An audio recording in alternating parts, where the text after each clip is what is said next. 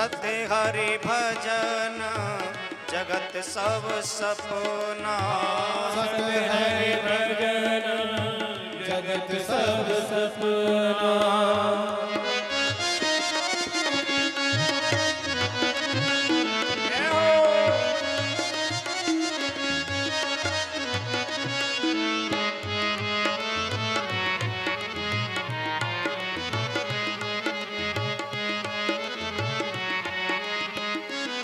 और क्या निर्मल जन सोई मोहि पावा।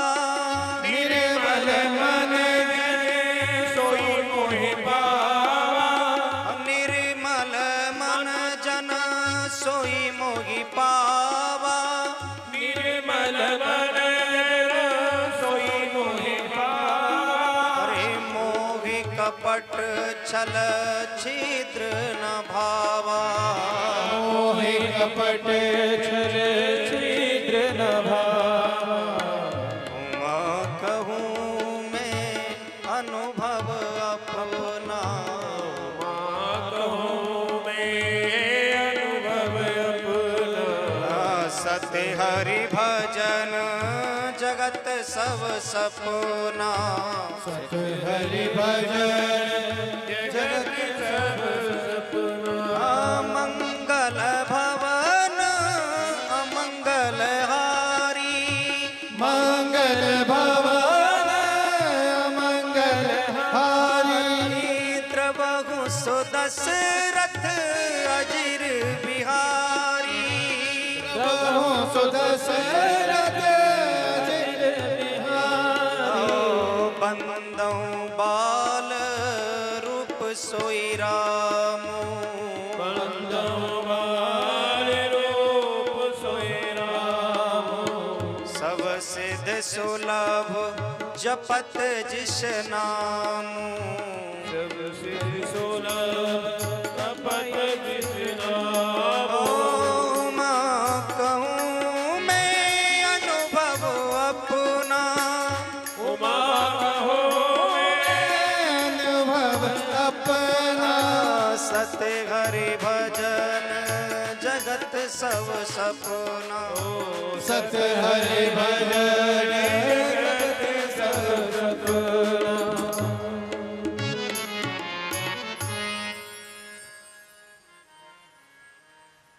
भगवान ने कहा है पार्वती, हे प्रिय हे गिरिजे,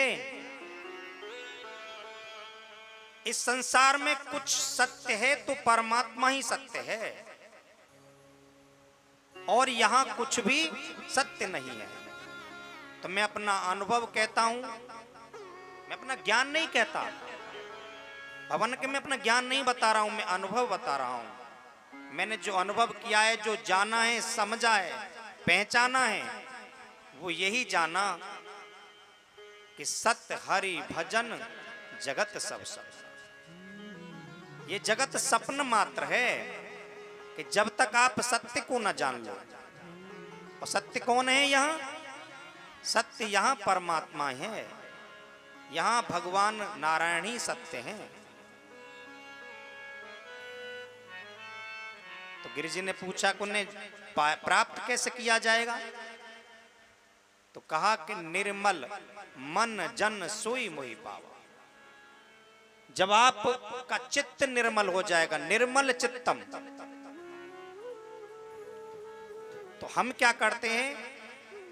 शरीर की शुद्धि करते हैं, शरीर को शुद्ध करने में लगे।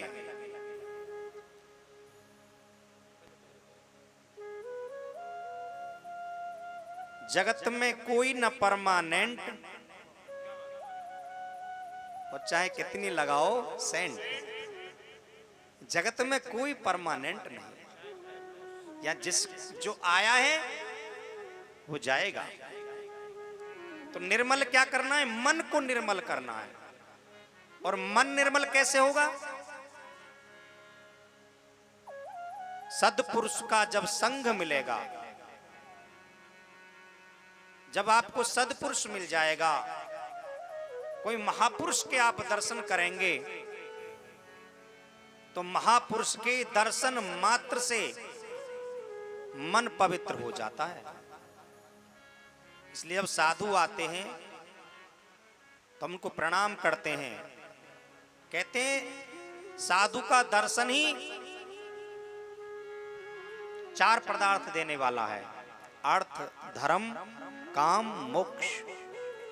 साधु का दर्शन होते ही तीर्थ जाए एक फल, संत मिले फल 4, सद्गुरु मिले अनेक फल, कहे कबीर विचार। और अगर सच्चा संत मिल जाए, सदपुरुष मिल जाए तो आपके मन की चंचलता को नष्ट कर देता है। क्योंकि परमात्मा की प्राप्ति में कोई विघ्न है तो मन ही है। मन एव मनुष्यर्णाम कारण्य बंध मोक्षयो। हमारा मन ही भागता रहता है, वो एक जगह टिकता नहीं है। उसमें अनेक लालसाएं, कामनाएं भरी हुई हैं। उन सब की पूर्ति के लिए वो लक्ष्य भेद करता रहता है। और मन की जब कामना पूर्ति ना हो तो क्रोध उत्पन्न होता है। आपकी कोई जब कामना पूर्ण नहीं होती है तो क्या उत्पन्न होता है? क्रोध। और जब आदमी क्रोध करता है, व्यक्ति जब क्रोध करता है तो उसका दूसरा आदमी फायदा उठाता है। क्रोध में आप ये भूल जाते हैं कि मैं क्या कह रहा हूं, क्या कहना चाहिए, नहीं कहना चाहिए। और दूसरा आदमी आपकी कमजोरियों को जान लेता है कि इनकी कमजोरी कहां है। क्योंकि व्यक्ति जब क्रोध में होता है ना तो ये भूल जाता है मैं क्या बोल रहा हूं। अब क्रोध किसका गुण है? मन का। क्योंकि मन में जब संशय पैदा हो जाता है जब ही क्रोध आता है। संशय आत्मा विनश्यति। आपका पराभव कब होगा? व्यक्ति कब हार जाता है? कब वो कुछ भी प्राप्त नहीं कर पाता और प्राप्त किया हुआ भी खो जाता है? कि जब वो संशय उत्पन्न कर लेता है। और संशय किसका है? मन का।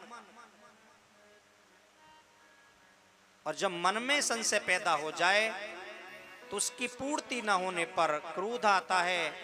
क्रोध मोह का कारण भी है और उससे हमारा जो मार्ग है वो ध्वस्त हो जाता है। तो मन कैसा होना चाहिए भगवत भजन में? हनुमान चालीसा में भी लिखा है मन कर्म वचन ध्यान जो लावे। मन से यानी हनुमान चालीसा तो पढ़ा, हनुमान चालीसा का तो आप पाठ कर रहे हैं, पर उसमें जो लिखा है वो भी ध्यान से पढ़ना है। आप मन वचन कर्म से एक हैं जब आप पाठ कर रहे हैं। भैया आशीष जी बोलो, ऐसा नहीं चलेगा भैया, मना करो भैया।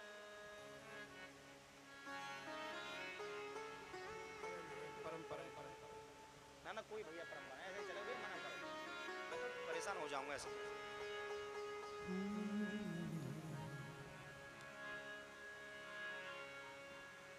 गोविंद हरे गोपाल हरे गोविंद हरे गोपाल हरे गोविंद हरे गोपाल हरे। जय जय प्रभु दीन दयाल हरे। गोविंद हरे गोपाल हरे गोविंद हरे गोपाल हरे गोविंद हरे गोपाल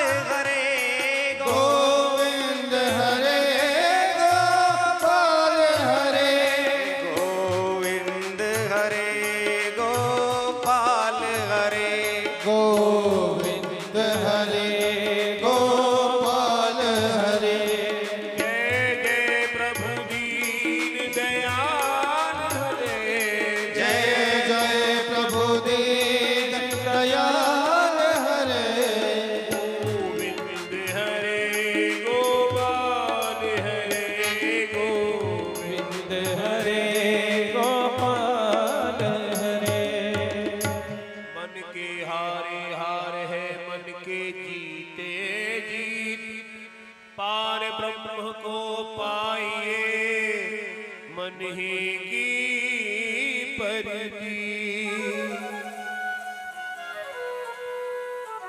तो व्यक्ति का पराभव जो होगा वो जब हार जाता है तो मन से हारता है। और ये समस्त कारणों का जो कारण है वो भी मन ही है। मन ही हमें बंधन से मुक्त करता है और मन ही हमको बांध लेता है।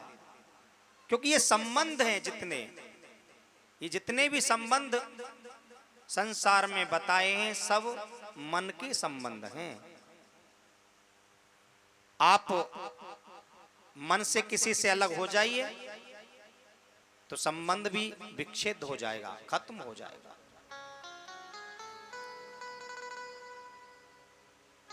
तो परीक्षित से कहने लगे सुखदेव जी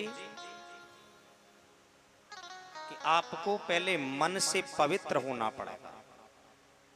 मन से ये भय निकाल दो कि मृत्यु भी होती है, क्योंकि मृत्यु तो आएगी ही, क्योंकि वो तो उसका एक लक्ष्य है, वो भेद करेगी ही आपको। काल का ग्रास आपको बनना ही होगा। और आप ही नहीं, संसार में जो भी कुछ दिख रहा है वो सब काल का ग्रास बनेगा ही। तो परीक्षित कहने लगे कि भगवान मैं क्या करूं और इसका क्या उपाय है, कोई मुझे उपाय तो बताओ। सुखदेव जी ने कहा है परीक्षित आप उस परमात्मा का, उस परमेश्वर का, सर्वेश्वर का ध्यान करो। जिता समोजित श्वासोजित संगोजित इंद्रिय स्थूले भगवतो रूप मनो संध्यारे ध्यान। मैं तुम्हें ध्यान क्रिया बताता हूं, आप ध्यान करो। आज परीक्षित को सुखदेव जी ने ध्यान बताया। और आजकल तो सेंटर खुल गए ध्यानों के, मेडिटेशन सिखाया जाता है, जिन्हें यम नेम नहीं पता है, क्योंकि ध्यान की प्रक्रिया है। योग में ध्यान को भाषित किया गया है, बताया गया है। तो योग क्या कहता है कि यम के 5 गुण, फिर नियम के 5 गुण, यम नियम आसन, फिर आसन आना चाहिए लगाना, फिर प्राणायाम, धारणा, ध्यान, समाधि, ये अष्टांग योग है। तो यम का पता नहीं, नियम का पता नहीं, वो भी 4-4 दिन में। अब 4 दिन में तो वो आपको ध्यान सिखा देंगे, 10 दिन में आपको टीचर बना देंगे, और 15 दिन में तो आप सेंटर चलाने लगेंगे। आप योग के गुरु हो जाएंगे, मास्टर हो जाएंगे। पर योग को धारण करने में, योग को जानने में पूरा जीवन निकल जाता है ऋषियों का, तब भी जान नहीं पाते कि योग एक क्रिया है। और योग का नाम है, अगर योग को हम शास्त्र दृष्टि से देखें तो योग का मतलब है जहां वियोग नहीं होता। योग का अर्थ क्या है? जहां वियोग नहीं होता। योग में वियोग तो है ही नहीं। जहां योग है वहां वियोग का, जहां पूर्ण है वहां अपूर्ण क्या? योग कहते पूर्ण हो जाने को, और जहां जो पूर्ण हो गया है फिर वो अपूर्ण कैसे हो सकता है? तो योग कहते हैं जहां वियोग नहीं होता। और वियोग हमारा किससे होता है? हम समझते हैं कि हमारा बंधुओं से, मित्रों से, गणों से हमारी जब मृत्यु होगी हमारा वियोग हो जाएगा। भैया वियोग आपका इनसे नहीं होता। वियोग 2 ही जगह से होता है, आत्मा का और परमात्मा का। जब परमात्मा से आत्मा यानी जीवात्मा जब अलग होता है तो उसका वियोग होता है, और फिर वो योग करता है, और उससे जब परमात्मा में समाहित हो जाता है तो वो वियोग विच्छेद होता है। तो हमारा जो मिलना बिछड़ना है, फिर मिलकर मिल जाना है, ये संसार का काल चक्र है, ऐसे ही चलता रहता है। तो उन्होंने कहा, हे परीक्षित, जो यहां आया है वो जाएगा, निश्चित जाएगा, इसलिए भय को त्याग दे और भजन कर। तो भजन की संधि विच्छित करें तो भय से भय मुक्त हो जा, जैसे जन्म मृत्यु मुक्त हो जा, और नैसे नित्य शाश्वत सनातन अपने आप को जान। तू परमात्मा का अंश है, और अंश ही नहीं, तू परमात्मा ही है, ये मान ले। क्योंकि वेद में मंत्र आता है, सोहम हंसः, सोहम हंसः, अहम ब्रह्मास्मि एको ब्रह्म द्वितीय नास्ति। तो सोहम, हम सब नित्य ही परमात्मा का जप करते रहते हैं। जब सांस खींचेंगे तो आएगी सो हम, और नित्य छोड़ते रहते हैं। तो हम उस परमेश्वर का, उस परम पिता का, उस नारायण का ही अंश हैं। ईश्वर अंश जीव अविनाशी, ईश्वर अंश जीव अविनाशी, चेतन अमल सहज सुख राशि, चेतन अमल सहज सुख राशि, ईश्वर अंश जीव अविनाशी, ईश्वर अंश जीव अविनाशी, चेतन अमल सहज सुख राशि, चेतन अमल सहज सुख राशि।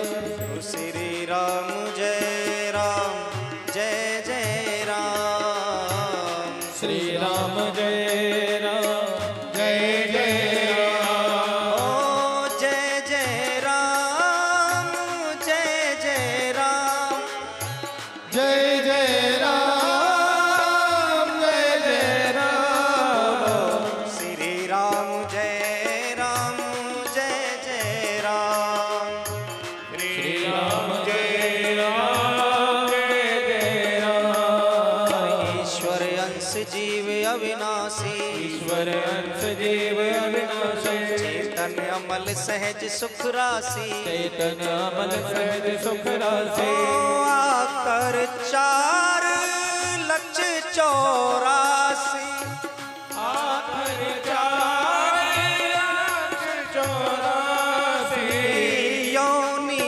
भ्रमत जीव अविनाशी, योनि भ्रमत जीव अविनाशी, श्री राम जय राम, जय जय राम, श्री राम जय राम, जय जय राम, ओ जय जय राम, जय जय राम, जय जय राम, जय जय राम, बोलो श्री राम जय राम, जय जय राम, श्री राम जय राम, जय जय राम, हाथी के दांत के खिलौना बने भांति भांति, बागन की खाल तपसीन मन भाई है,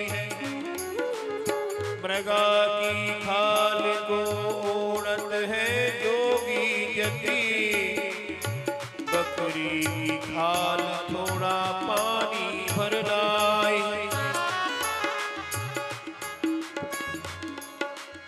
सावर की खाल को बांधत सिपाही लोग, गेड़ा की खाल रणभूमि लाभ आई है, कहे कवि दयाराम, राम के भजन बिन मानुष की खाल कछु काम नहीं आए।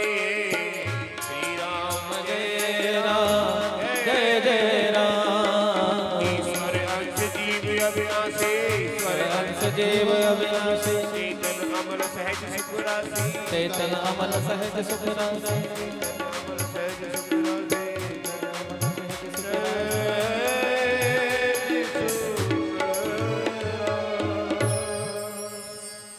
देव जी ने कहा है परीक्षित ये जान लो आप कि जो जीव है वो ईश्वर का ही अंश है। वो अंश कैसा है?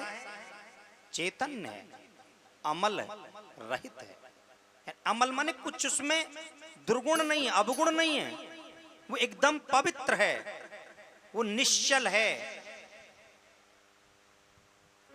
वो जीवात्मा आप हो और परमात्मा भी आप में ही समाया हुआ है। जैसे दूध में घी छुपा होता है,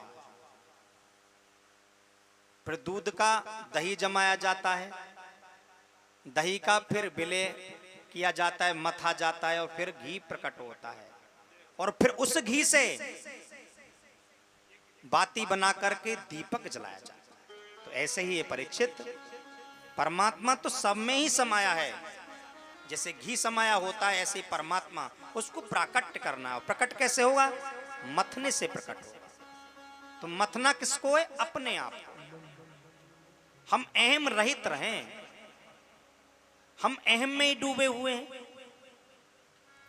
हम यही समझे बैठे कि संसार में हमारे सिवा कुछ है ही नहीं, हम ही हैं। तो जब हमारे अंदर ये बुद्धि बन जाती है तो ये भेद बुद्धि है और यही माया का पसारा, यही माया है। मुंह से तोर, तोर से माया। भूमि परत भा डावर पानी, जिम जी भई माया लपटानी। जैसे बरसात की जो बूंद होती है वो बहुत ही पवित्र होती है जब आकाश से गिरती हैं, और जैसे ही वो पृथ्वी को टच करती हैं, स्पर्श करती हैं, वो धूमिल हो जाती हैं। ऐसे ही जीव तो बहुत पवित्र है, परमात्मा का ही अंश है, पर जैसे ही वो जीव पृथ्वी पर आता है तो माया लिपट जाती है और माया उसको घेर ले रही है। मैं तेरा, तू मेरा, बड़ा छोटा, पराया, मान हानि लाभ, उनमें फंसा रहता है और ईश्वर को भूल जाता है कि जिसके लिए उसको भेजा गया।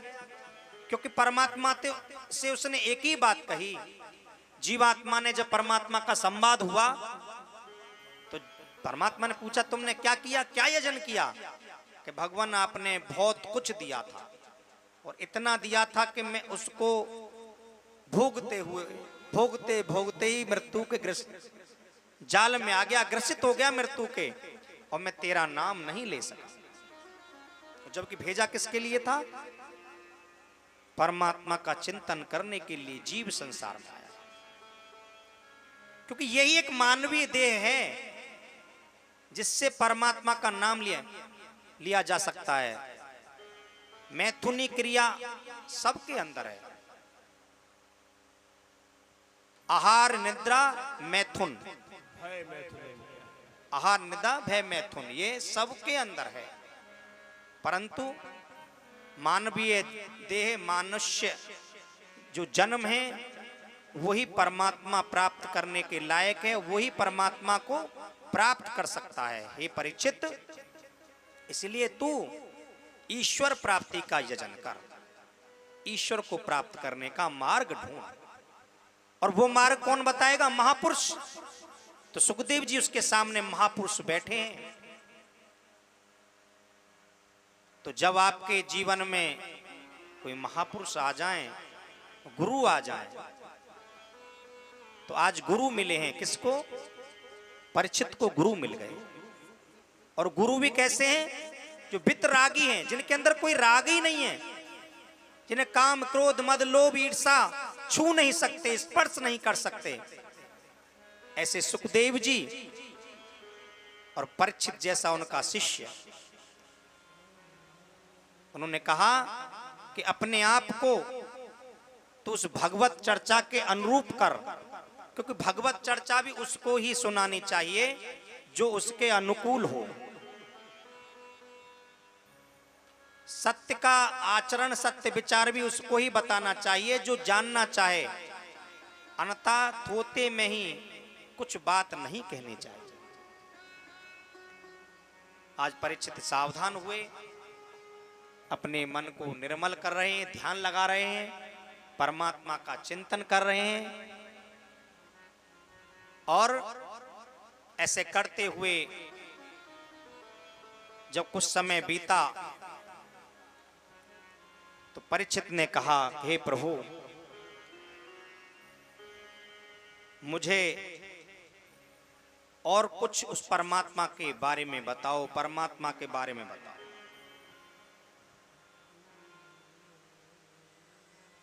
तो आज बहुत प्रकार से उन्होंने परमात्मा ईश्वर के बारे में बताया कि ईश्वर एक विराट रूप है। अंते नारायण स्मृति, अंत में नारायण का स्मरण कर। शरीरे जर्जरे भूते व्याधिग्रस्ते कलेवरे औषधि जानवी तोयम वैद्यो नारायण हरि, वैद्यो नारायण हरि। शरीरे जर्जरे भूते व्याधि ग्रस्ते कलेवरे, जब शरीर जर्जर हो जाए, व्याधियां जब घेर लें, जब कोई मार्ग न दिखे, तो उसका एक ही मार्ग है,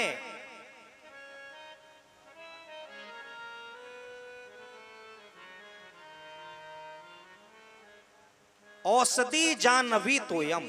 तो उस जर्जर शरीर की, उस जर्जर मन की एक ही औषधि है। जो आपका मन जर्जर हो गया है ना, मन आपका विचलित हो गया है, मन एक जगह रुक नहीं रहा है, ठहर नहीं पा रहा है, तो सुखदेव जी ने कहा कि इसकी एक ही औषधि है। और कह रहे हैं शरीरे जर्जरे भूते। और आपका शरीर जर्जरे कब होता है? जब आप भय से भी होते हैं। तो आज परीक्षित भय में है ना, तो कहा सुखदेव जी ने कि आप भय में हैं, तो आपका शरीर जर्जर हो रहा है, आपके अंदर कंपन हो गया है, आपको मृत्यु का भय सता रहा है। और मैं समझा रहा हूं, तुम समझ नहीं पा रहे हो। तुमने कि महाराज अब क्या करूं? कि औषधि जानवी तोयम। आप गंगा के तट पर बैठे हो, गंगा में स्नान करो, आचमन करो, बंदन करो। वैद्यो नारायण हरि, और इसका वैद्य तो एक ही है, नारायण का नाम है, हरि का नाम है। हरि को भजे सो हरि को पावे। जो हरि को भजता है, हरि हरेत पापानी, हरि उसके पापों को क्षय कर देते हैं, हरण कर लेते हैं। नारद जी ने पूछा एक बार भगवान से कि भगवान आप भी चोरी करते हो? बोले हाँ, हम भी चोरी करते हैं। बोले भगवान आप भी चोरी करते हो? कहाँ, क्यों, हम चोरी नहीं कर सकते? हमारे सामने एक महाराज जी बैठे हैं, हम तो उनके साथ ही रहते हैं। बहुत ही मतलब उनसे आप कोई बात कहो तो तुरंत ही उत्तर देंगे, और बड़ा सरलता में कि हाँ भाई हम क्यों नहीं कर सकते? भाई सब कर सकते हैं, तो ये काम हम क्यों नहीं कर सकते? नारायण से पूछा नारद जी ने कि क्या कर सकते हैं? कि जब सब चोरी कर सकते हैं तो हम भी चोरी कर सकते। बोले आप क्या चुराते हो? कि मैं दूसरे के मन को चुरा लेता हूं। भगवान की तो मुस्कान ही ऐसी है कि जिसकी भी तरफ देख लें उसके मन के चित्त को ही चुरा लेते हैं। जगत में देखे सो सब चोर, हान लाभ माया तृष्णा में गिनत न संध्या भोर। राजा चोर और रानी शहर चोर व्यापारी, 5 चोर सबके पुर बैठे, कहा पुरुष कहा नारी। ब्रह्मा चोर आए वृंदावन, बालक वंश चुराए। इंद्र चोर पृथु को ऐ चोरियो बहु पाखंड बनाए। शंकर चोर हरत बहु अबुक, शिव शिव जोई पुकारे। संत चोर हरिहृदय चुरायो, सो त्रिभुवन धारे। सब मिल चोरी करी श्याम की जापे, सो बन आई। सूरदास सट कहाँ लगे बरनो, ये तो माखन चोर कन्हाए। बोलिए सच्चिदानंद भगवान की जय हो। नारायण से और नारद ने पूछा कि भगवान आप भोजन भी करते हो? कि हाँ हाँ भोजन भी करते हैं, हम भूखे थोड़ी रहते हैं, भोजन हम भी भोजन करते हैं। कि आप क्या करते हैं भोजन में? कि नारद मैं भक्त के अहंकार का भोजन करता हूं, मैं भक्त में अहंकार नहीं रहने देता। इसका प्रमाण तो आप ही हो, आपको ही पता है, मैंने आपके भी अहंकार का दमन किया है। तो भगवान ने फिर पूछा कि भगवान आप पर चढ़ाया क्या जाए, आपकी जब पूजा की जाए तो फिर किस प्रकार से की जाए? बोले पत्र चढ़ाएं? तो बोले हाँ पत्ते भी चढ़ा सकते हो। और बोले भगवान अगर पत्ते ना मिले तो? कि पुष्पम, फूल चढ़ा दीजिए। और भगवान अगर फूल ना मिले तो बोले फलम, फल चढ़ा दीजिए। बोले जब भगवान अगर फल ना मिले तो क्या तोयम, जल चढ़ा दीजिए। पर नारद जल कैसा हो? गंगा का, यमुना का जल, गोदावरी सरस्वती गंडकी का जल? नहीं नारद, गंगा तो स्वयं मेरे चरणों से निकली है। तोयम बोले किसका जल? कि अपने अंतःकरण का जल चढ़ाना। उस परमात्मा के आगे भी तो रोके देखो, तो अपने नेत्रों का जल चढ़ाओ परमात्मा को। नारद मुझे कुछ नहीं चाहिए, मैं तो भाव का भूखा हूं, भावना ही सार है। और भाव से पुकारे तो भव से बेड़ा पार है। तो जीवन में हमें क्या करना चाहिए, क्या नहीं करना चाहिए, ये सोच विचार का धर्म है, नियम है। परमात्मा का भजन करते करते बहुत दिन बीत जाएं, उसका फल न मिले तो व्यक्ति परमात्मा पे ही दोष लगाने लग जाता है। कहीं लगता है परमात्मा है ही नहीं, हमको तो फल मिला ही नहीं, हमने इतने सुंदर कांड किए, इतने हनुमान चालीसा किए, हमने इतनी भागवत कराई, इतनी रामायण पढ़ी, हमको तो परमात्मा मिला ही नहीं, इतना भजन किया।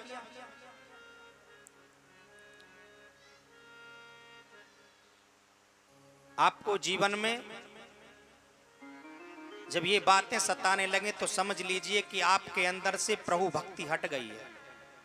परमात्मा आपसे भक्ति कराना चाहते नहीं है, क्योंकि परमात्मा अपना नाम भी हर किसी से लिवाते नहीं है। वो भी अधिकारी ढूंढते हैं कि मेरा भजन करने का कोई अधिकारी है कि नहीं। और अगर अधिकारी बन जाए व्यक्ति तो भगवान स्वयं गुरु बन के आ जाते हैं। आज परीक्षित के सामने भगवान सुखदेव गुरु बन करके बैठे। देख लिया दुनिया का नजारा, ना हम किसी के न कोई हमारा, ना हम किसी के न कोई हमारा। देख लिया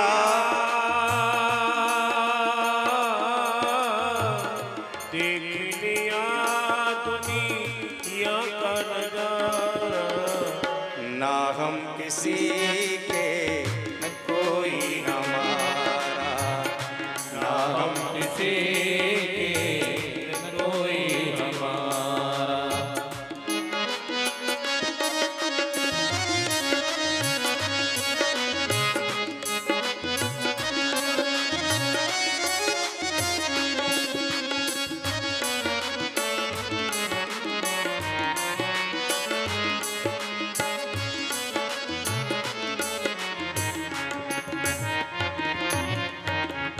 झूठी है दुनिया, झूठी है बातें, झूठी है दुनिया, झूठी है बातें। अरे झूठी है दुनिया, झूठी है बातें, झूठी है दुनिया, झूठी है बातें। अरे झूठी है प्रीति, झूठे हैं नाते, झूठी है प्रीति, झूठे नाते। झूठी है प्रीति, झूठे हैं नाते, झूठी है प्रीति, झूठे नाते।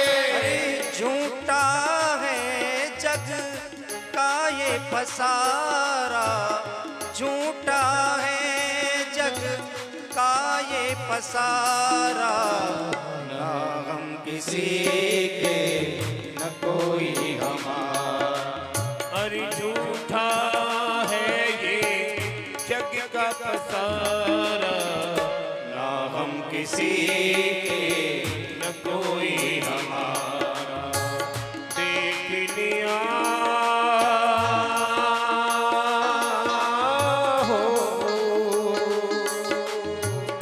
देख लिया दुनिया का नजारा, ना हम किसी के न कोई हमारा, ना हम किसी के न कोई हमारा।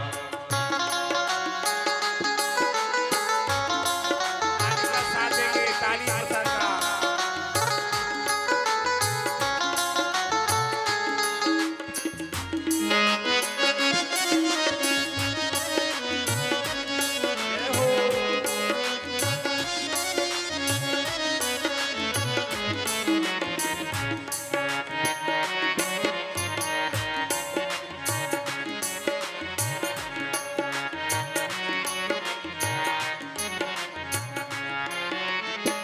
बन के करेगा क्या राजा रानी, बन के करेगा क्या राजा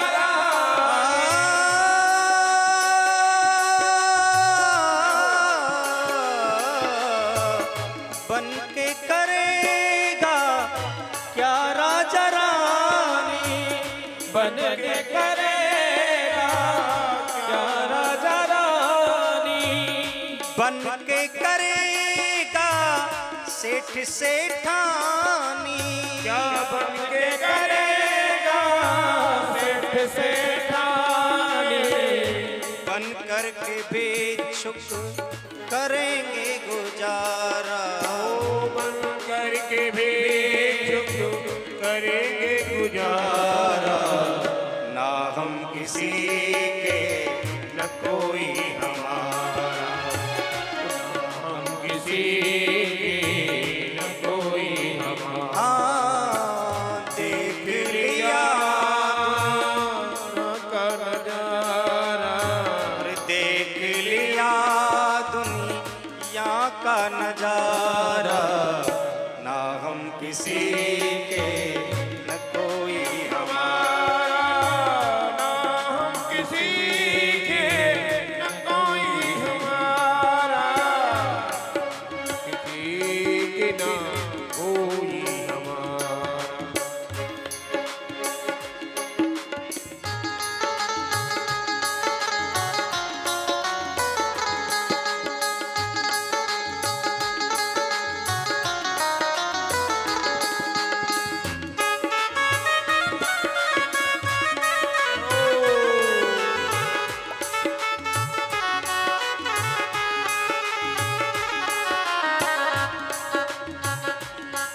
अब देख लिया दुनिया का नजारा, ना हम किसी के न कोई हमारा। देख लिया दुनिया का नजारा। बोलिए सच्चिदानंद भगवान की।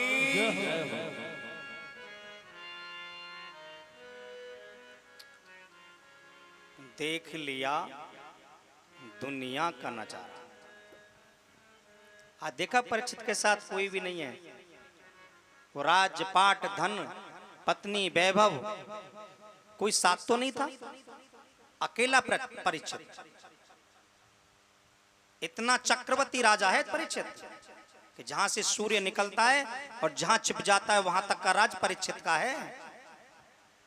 पर आज अकेला, कंपन्यवान है उसका शरीर, भय युक्त है, भय सता रहा है उस काल का कि 7वें दिन मेरी मृत्यु होगी।